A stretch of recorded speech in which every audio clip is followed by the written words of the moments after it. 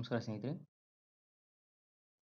Yuvanidhi self declaration ಮಾಡಿದಂಥ ಪ್ರತಿಯೊಂದು ಅಭ್ಯರ್ಥಿಗಳಿಗೂ ಮತ್ತು ಸೆಲ್ಫ್ ಡಿಕ್ಲೇರೇಷನ್ ಮಾಡದೇ ಇರುವಂಥ ಪ್ರತಿಯೊಂದು ಅಭ್ಯರ್ಥಿಗಳಿಗೂ ಈ ವಿಡಿಯೋ ತುಂಬ ಉಪಯುಕ್ತವಾಗಿದೆ.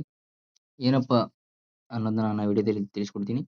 ನೀವೇನಾದರೂ ನಮ್ಮ ಚಾನಲ್‌ಗೆ ಹೊಸಬರಾಗಿದ್ದರೆ ಸಬ್ಸ್ಕ್ರೈಬ್ ಮಾಡ್ಕೊಂಡು ಪಕ್ಕದಲ್ಲಿರುವಂಥ ಬೆಲ್ ಐಕಾನ್ ಪ್ರೆಸ್ ಮಾಡಿ. ಏನಪ್ಪಾ ಉಪಯುಕ್ತವಾದ ಮಾಹಿತಿ ಅಂತಂದ್ರೆ, ಡಿಸೆಂಬರ್ ತಿಂಗಳು ಯಾವ ರೀತಿ ಕೆಲವೊಂದಿಷ್ಟು ದಿನಗಳ ಹಿಂದೆ ತಮ್ಮ ಸ್ಟೇಟಸ್ ತೋರಿಸ್ತಿದ್ವೋ ಅದೇ ರೀತಿ ಈಗಿನಿಂದ ಡಿಸೆಂಬರ್ ತಿಂಗಳ ಒಂದು ಸ್ಟೇಟಸ್ ತೋರಿಸ್ತಾ ಇದೆ. ನೋಡೋಣ ಯಾವ ರೀತಿ ತೋರಿಸ್ತಿದೆ ಅಂತಂದು.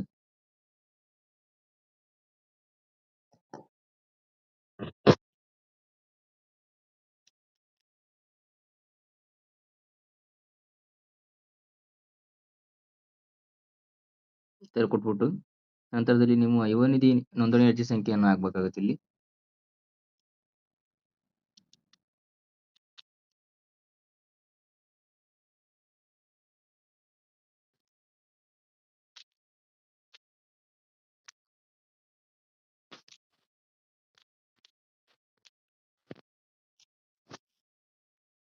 ಯುವನಿಧಿ ನೋಂದಣಿ ಸಂಖ್ಯೆನ ಹಾಕ್ಬಿಟ್ಟು ಡಿಸೆಂಬರ್ ತಿಂಗಳ ಒಂದು ಸೆಲೆಕ್ಟ್ ಮಾಡಬೇಕಾಗುತ್ತೆ.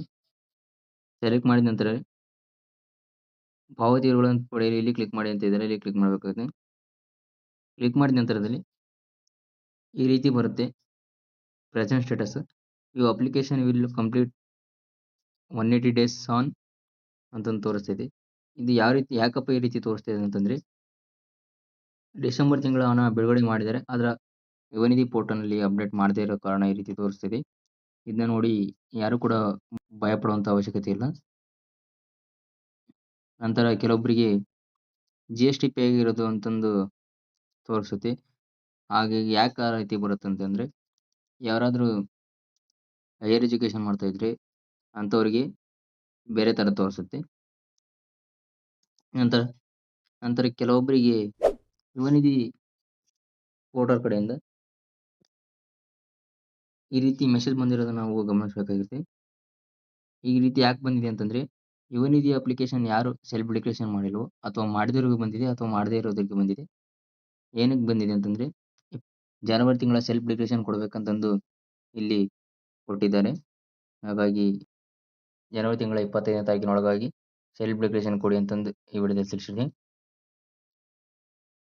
ನಂತರ ನಿಮ್ಗೆ ಯಾವುದ್ರ ಬಗ್ಗೆ ವಿಡಿಯೋ ಬೇಕು ಕಮೆಂಟ್ ಸೆಕ್ಷನ್‌ನಲ್ಲಿ ತಿಳಿಸಿ. ನಮಸ್ಕಾರ.